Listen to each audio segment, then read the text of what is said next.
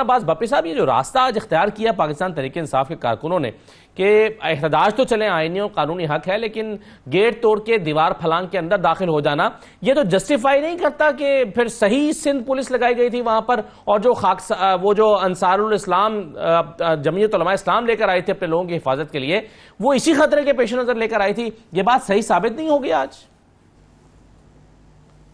اعوذ باللہ من الشیطان الرجیم، بسم اللہ الرحمن الرحیم۔ خان صاحب دیکھیں، جب یہ واقعہ ہوا اس کے بعد اسد عمر صاحب نے فوری طور پہ ان کو حکم دیا کہ تمام کارکنان وہاں سے واپس نکل جائیں، اور اگر آپ نے دیکھا ہو تو انٹیریئر منسٹر نے شیخ رشید نے پولیس کو بھیجا اور انہوں نے لوگوں کو اریسٹ بھی کر لیا۔ لیکن ہیونگ سیڈ دیٹ، ایک بات تو ہے پڑی، اگر آپ اس طرح کے گھٹیا حرکتیں کریں گے، اگر سیریسلی دیکھا جائے، اگر آپ گھوڑے اور کھوتوں کی، جس کو ہارس ٹریڈنگ کا لفظ کہتے ہیں، اس کی سیل پرچیز کریں گے، اگر آپ نے اپنے ایم این ایز کی حفاظت کے لیے کہنا ہے فابیا، کوئی ایشو نہیں، لیکن اگر آپ نے دوسری جماعتوں کے ایم این ایز کو 20-20 کروڑ میں پرچیز کر کے ان نماز گاہوں میں سیف ہیونز میں بند کر کے رکھنا ہے، اور اس کے بعد ان کے مینڈیٹ یا مینیفیسٹو جس میں، لیکن بپی صاحب یہاں تو ایم این ایز جو ہیں جو آپ سے ناراض ہو گئے، وہ قرآن پر حلف دے رہے ہیں آ کر کہ ہم نے ایک روپیہ بھی لیا نہیں ہے، قرآن پاک کھول کر حلف لے رہے ہیں اس پہ۔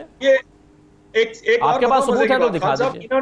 انہوں نے آج سے 4 سال پہلے بھی ایک حلف لیا تھا، وہ آئین کا حلف تھا، اور آئین پہ ہاتھ رکھ کے کہا تھا کہ اس آئین کی حفاظت کریں گے، جس میں لکھا ہوا ہے کہ آپ 63(1)F کے تحت اپنی پارٹی پالیسی کے پابند ہیں، اور ووٹ آف نو کانفیڈنس میں اپنی پارٹی کے پابند رہیں گے۔ جو اس عہد کا، اس حلف کا اگر انہوں نے پاسداری نہیں کی، لیکن بپی صاحب اس میں یہ لکھا ہوا ہے نا کہ اگر اس میں یہ نہیں لکھا کہ آپ ووٹ دے نہیں سکتے، اس میں لکھا ہے کہ اگر آپ ووٹ دیں گے تو نااہل ہو جائیں گے، اور اگر یہ لوگ تمام نااہل ہونے کے لیے تیار ہیں تو پھر یہ آئینی راستہ ہوا نا، قانونی راستہ ہوا۔ اسی کو آئین کہتے ہیں۔ آئین کا آپ کو کہتا ہے کہ آپ نے یہ کرنا ہے، یہ نہیں کرنا۔ اگر آپ نے یہ کیا، آئین کی خلاف ورزی کی، تو اس میں سزا لکھی گئی ہے جو کہ اس کے بعد ہے۔ سو آئین کی روح گردانی کرنا ان اٹ سیلف اس حلف کی پاسداری نہ رکھنے کے برابر ہے۔ ہیونگ سیڈ دیٹ، میں خان صاحب ایک بات بتاؤں، آج جو 2 ایم این اے سے وہاں پہ آج جا کے کیا، یقین جانی تکلیف ضرور ہوتی ہے، ٹھیک ہے، پارلیمان کا کچھ چیزوں کی حفاظت کرنی چاہیے، کچھ ایسے ایشوز ہوتے ہیں جس پہ لائن کراس نہیں کرنی چاہیے، لیکن اندر کے ایموشنز میرے بھی شاید ایسے ہوں۔ آپ کو اندازہ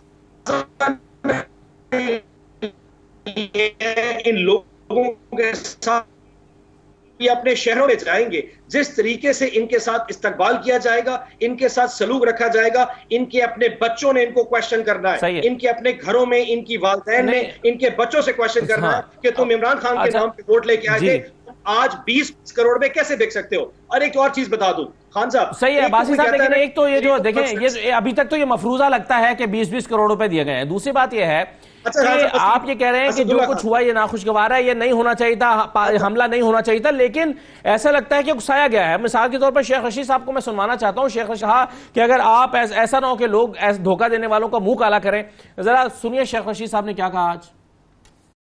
جس نے یہ ویڈیو بنائی اور سارے ٹی ویوں نے چلائی، میں سمجھتا ہوں ساری قوم کے سامنے اور اپنے حلقوں کے سامنے یہ لوگ بے نقاب ہو گئے۔ بے شک یہ کہیں کہ انہوں نے پیسے نہیں لیے، انہوں نے سندھ ہاؤس کو سٹاک ایکسچینج بنا دیا۔ کراچی کی سٹاک ایکسچینج نیچے چلی گئی ہے، سندھ کی سٹاک ایکسچینج آسمان پہ چلی گئی ہے۔ آپ کیوں خوف زدہ ہیں؟ ٹی وی نے جس کا چہرہ دکھایا ہے وہ حلقے میں جانے کے قابل نہیں ہے، یہ نہ ہو کہ لوگ ان کے منہ کالے کر دیں۔ واپس آ جائیں تاکہ آپ کو ری پینٹ کر دیں۔ ہمیں مختلف ایجنسیوں سے اطلاعات ملتی تھی، وہ 5 سے 6 آدمیوں کی تھی، یہ 9 سے 12 آدمی تو آپ لوگوں نے ہمیں دکھائے، ہم آپ کا شکریہ ادا کرتے ہیں۔ اور فواد چودھری صاحب نے بھی کچھ ایسے الفاظ کہتے ہیں، دیکھتے ہیں کون مائی کا لال جو ہے وہ ان لوگوں میں سے گزر کے جاتا ہے ووٹ دینے کے لیے۔ یہ سب کر کے جو گزرا ہے ٹیمپریچر بڑھا نہیں رہے تھے بپی صاحب؟ ویسے خان صاحب ایک بات بتائیں، آپ نے کہا جی وہ کہہ رہے ہیں کہ ہم حلف ہم نے پیسے نہیں لیے۔ ایک شخص جب ایم این اے جام جیت کے آیا بیٹھا ہے، وہ کوئی اس طرح کی بات کر رہا ہو تو ان کی بھانت کی بولیاں صرف کل کے انٹرویو چلا لیں۔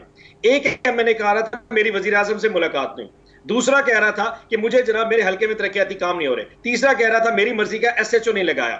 یہ سارے ڈرامے ہیں، صرف اصل مقصد یہ ہے کہ آپ نے پیسے پکڑ لیے، آپ نے اپنے ضمیر کا سودا کر دیا ہے، آپ بکاؤ مال تھے، اور آپ نے اپنے کانسٹیٹوئنسی اور اپنے مینڈیٹ کے منہ پر کالا نشان پھیر دیا ہے۔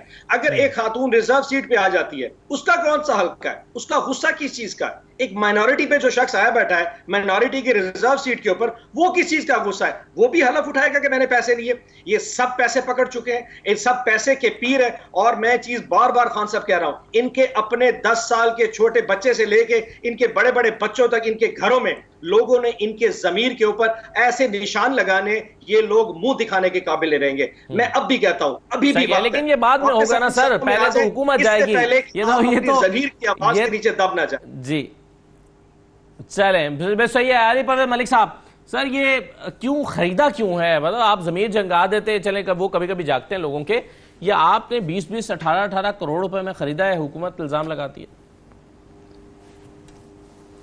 بسم اللہ الرحمن الرحیم. بہت شکریہ خان صاحب, آپ نے اپنے پروگرام میں یاد کیا. دیکھیں, میں آپ کے سوال پہ آنے سے پہلے صرف گزارش یہ کروں گا کہ سینیٹر صاحب آپ کے پاس شاید اسٹوڈیو میں موجود ہوں, ان کو ایک ٹھنڈے گلاس کا پانی دیں, بیکاز یہ تو میں سمجھ سکتا ہوں کہ جب حکومت جا رہی ہوتی ہے انسان حواس باختہ ہو جاتا ہے, پر اس قسم کے جذبات ٹی وی پہ اور بے بنیاد الزام لگانے سے تو کوئی چیز بدل نہیں جائے گی نا. ہم یہاں پہ تحمل سے ایک دوسرے کا پوائنٹ آف ویو سنتے ہیں اور کوشش کرتے ہیں کہ ایک دوسرے کو جو اصلیت ہے وہ بتانے کی کوشش کریں. تو گزارش یہ, اب انہوں نے چند باتیں کی. انہوں نے کہا کہ دیکھیں, اسد عمر صاحب کو پتا چلا, انہوں نے ساتھ ہی احکامات جاری کیے کہ جن لوگوں نے قانون کو اپنے ہاتھ کے اندر لیا ہے ان کو فوری حراست میں لے لیا جائے.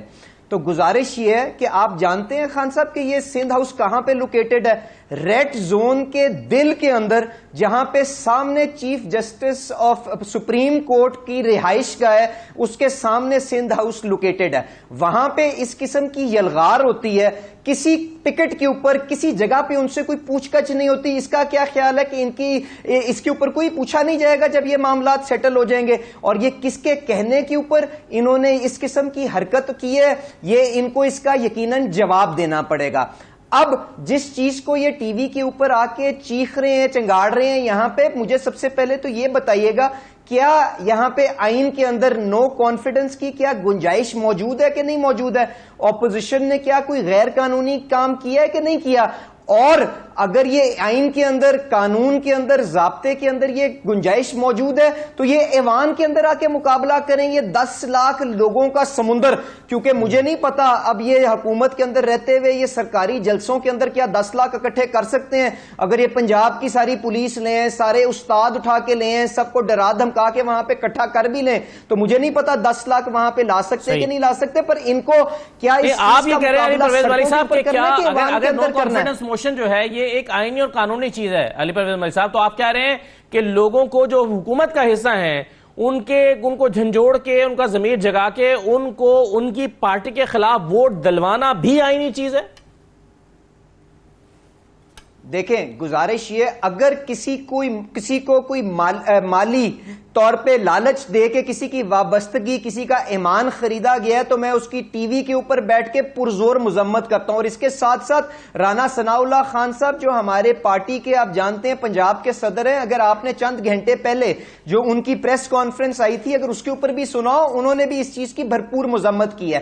پر گزارش یہ ہے کہ آپ کی حکومت کی کارکردگی اتنی اگر ناقص ہو کہ کوئی بھی منتخب نمائندہ اس کا بوجھ اٹھا کے اپنے حلقے کے اندر نہ جا سکتا ہو, تو مجھے بتائیں کیا وہ ممبران ان سے کنارہ کشی اختیار کریں گے کہ نہیں کریں گے؟